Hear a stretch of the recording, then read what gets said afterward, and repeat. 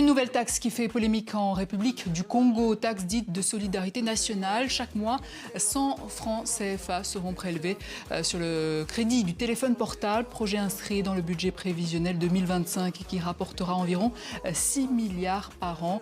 Reste à ce qu'elle soit adoptée au Parlement. Reportage Berdy Pambour, ici Golnouche Barzégar, Amandine Boucher. Dans les rues de Brazzaville, l'annonce du gouvernement a d'abord surpris les citoyens, puis c'est le mécontentement qui a pris le dessus et la résignation face à l'obligation de payer une taxe de janvier 2025. Chaque Congolais devra à l'État 100 francs CFA par mois, directement collectés sur son crédit de téléphone portable. 1200 francs CFA par an et par citoyen, soit environ 6 milliards de francs CFA par an. Cette taxe fait partie des mesures annoncées dans le budget prévisionnel 2025 de l'État.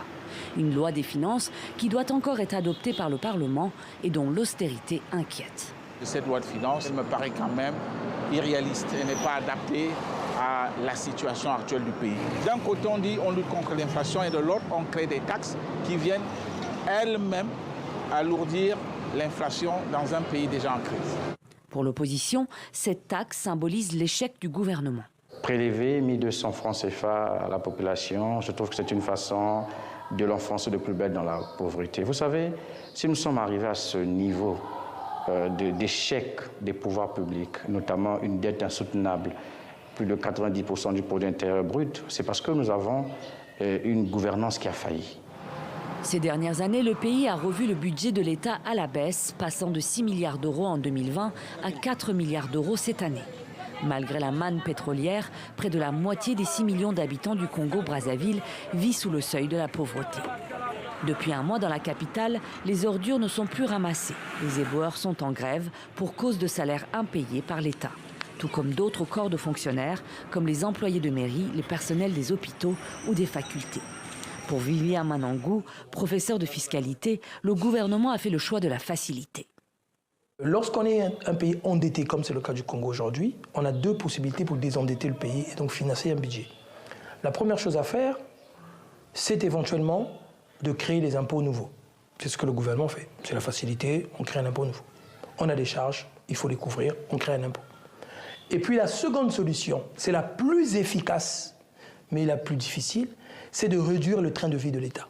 C'est la réduction des dépenses de l'État. Et là, au Congo, on a de la marge. On a de la marge. Nous avons tenté de joindre les... Mes chers compatriotes, j'ai, comme vous, été choqué par l'annonce sur la taxe de solidarité annoncée dans le projet de loi de finances 2025. Et donc, après l'émotion que cela a suscité, j'ai pris le temps donc, de prendre connaissance du projet en détail pour essayer de savoir qu'est-ce qui motivait l'institution de cette taxe et est-ce que le gouvernement ou encore le pouvoir était dans une logique de sortie de crise, d'avoir un projet de loi de finances innovant qui nous permettait donc de faire une sortie de crise. Donc j'ai pris le temps de parcourir ligne par ligne et donc j'ai été déçu, de prime abord, déçu, parce qu'on est dans une logique de faire les mêmes erreurs pour s'attendre à un résultat différent. Et c'est ce qui est fait depuis 27 ans. Et donc, en parcourant le projet de loi de finances, j'ai relevé plusieurs incohérences. On va commencer par le ministère des Mines, qui coûte aux contribuables environ 5 milliards 100, on va arrondir à 6 milliards par an, en termes de charges, donc de dépenses, en termes de personnel, en termes de biens et services, et qui en retour rapporte à l'État congolais 500 millions de francs CFA. Vous vous imaginez, 5 milliards, c'est quasiment le montant que demande l'État aux Congolais en termes de taxes de solidarité. Et donc vous avez à côté le gouvernement qui préfère maintenir le train de vie de Pierre au bas et de détrousser le peuple. Donc, cette taxe n'a pas lieu d'être parce qu'il suffit de fusionner, de demander à M. Oba d'aller se reposer parce qu'il est à 36 années de service, d'aller se reposer et de fusionner le ministère des Mines à celui de l'énergie comme il était, hein, comme c'était le cas au temps du président Lissouba, il y a encore l'immeuble qu'on appelle Mines et Énergie. Il suffit de fusionner ces deux ministères et nous ferons des économies substantielles sur le budget de l'État et on pourra dégager des ressources pour investir dans la pauvreté, dans la recherche, dans la compétitivité et dans les emplois. Ça, c'est le premier exemple. L'autre incohérence que j'ai relevée, c'est le ministère de la coopération, des partenariats publics et privés. Le ministère de Kiki. Alors, vous savez qu'il a voyagé plus que Magellan et Diego Cao. Puisqu'on compare ses voyages, il a fait 6 continents. Et il ne lui reste plus qu'à aller signer des contrats sur la Lune. Ce ministère de 30 personnes coûte à l'État congolais en termes de personnel, je vous dis bien en termes de personnel, la bagatelle de 3 milliards de francs CFA par an. 3 milliards de francs CFA par an. Qu'est-ce qui justifie cela? On ne sait pas. Aujourd'hui, qui peut nous dire depuis 2021 jusqu'à aujourd'hui ce que M. Kiki a apporté à l'État congolais? Puisque c'est de l'argent public qu'on a investi dans ce ministère. Donc on est en droit d'attendre des retours. M. Kiki, chaque année, donc, engrange certainement 3 milliards en termes de personnel. C'est les mieux payés. Lorsqu'on fait le ratio, en termes de nombre d'employés et de budget alloué, c'est les mieux payés. 3 milliards en termes de personnel pour à peu près 575 signatures, si on veut être un peu généreux, 575 signatures et voyages ci et là. Et tout ce qu'on on a reçu en retour, c'est ce petit restaurant qu'il a ramené là, qu'on peut appeler Nganda Saucisse, hein, fast food et tout ça. Vous vous imaginez donc un ministre qui nous coûte 3 milliards en termes de personnel et nous ramener un petit fast food, un Nganda Saucisse, un Malewa, pour dire voilà la somme, la moisson de mon travail. Donc je pense que le président et le premier ministre, à travers cette capsule, ont la réponse. Il suffit de revoir les niches de dépenses qu'il y a dans le budget, en termes de budget de biens et services, en termes d'effectifs. Et je vais vous faire une confidence. Lorsque vous regardez le gouvernement congolais, il y a un saucissonnage de postes, un enchevêtrement même des compétences. Il suffit au président Sassou de réduire son gouvernement à 15 ministres. 15 ministres et 5 secrétaires d'État pour pouvoir faire une économie d'à peu près 500 milliards. Ça se sent en biens, en services, en budget de fonctionnement et en tout ce qui va avec. Donc vous voyez que ce budget, ce projet de budget ne vient pas répondre aux besoins de nos compatriotes. Il n'y a rien qui est prévu sur l'innovation, il n'y a rien qui est prévu sur la transformation même structurelle économique, il n'y a rien qui est prévu de manière substantielle à apporter ce qu'on appelle un meilleur cadre de vie aux Congolais. C'est un budget pour continuer à engraisser des gens qui sont, dont le président est redevable. Donc, je reste pessimiste et je lance un appel donc aux parlementaires pour pouvoir prendre leurs responsabilités, parce qu'il est de leur devoir, nous sommes dans une démocratie, de prendre leurs responsabilités, de souligner ces éléments évoqués, de retoquer ce projet de budget. Parce qu'il est encore temps, on peut encore changer de choses, donc de retoquer ce projet de budget. Et comme ça, la démocratie, elle vivra, on pourra chacun apporter des inputs pour pouvoir sauver ce bien commun. Donc pour l'instant, je m'arrête là. On va voir le développement des débats au Sénat et je reviendrai donc à la charge pour vous apporter d'autres éléments. Je vous remercie. Nos Congolais,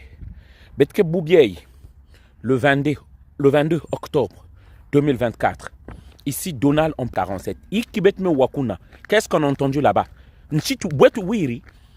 Donc maintenant, l'argent qu'ils prennent, qu'ils volent, l'argent du pétrole que les Congolais ne voient jamais, l'argent de l'or qu'on ne voit jamais, manganèse Meneto, on a les arbres, on a le cuivre, on a le fer. Malgré ça, ils partagent cet argent-là entre les Français. Et eux, la famille qui nous a pris en otage, maintenant pour leur bonheur, ça fête. Faut béno la vutu yika 1200 € par an. Congolais, singen zimiao. Ça veut dire que qu'on a kangbeto, franchement, muzangi diksabe ma toufi, muzangi nuiksabe ma subayan, baki tula na kachaba château d'eau. Mais là, vraiment, si les Congolais acceptent ça, ça veut dire franchement, je sais pas.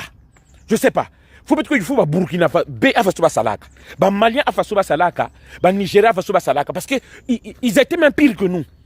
Là, ce n'est plus possible. Écoutez, boîte wiri, taxe gako. Écoutez. Dans les rues de Brazzaville, l'annonce du gouvernement a d'abord surpris les citoyens, puis c'est le mécontentement qui a pris le dessus Voilà. et la résignation face à l'obligation de payer une taxe de solidarité nationale. Si le Congolais en souffre, si on est arrivé là à cotiser 1200 par an pour vouloir aider l'État, c'est parce que le pétrole ne tient pas. Le pétrole a échoué, donc on va trouver d'autres initiatives. Moi, je veux m'arrêter d'abord là à ce frère-là, je te réponds rapidement. Le pétrole a échoué comment? Le pétrole encore là, on extrait dans le sous-sol congolais plus de 1 million de barils de pétrole par jour. Et actuellement, nous parlons, un baril est à 80 $. Et la vérité est que le président Pascal Lissouba avait dit, même les Congolais ne savent pas le nombre de barils de pétrole extraits sur leur sous-sol.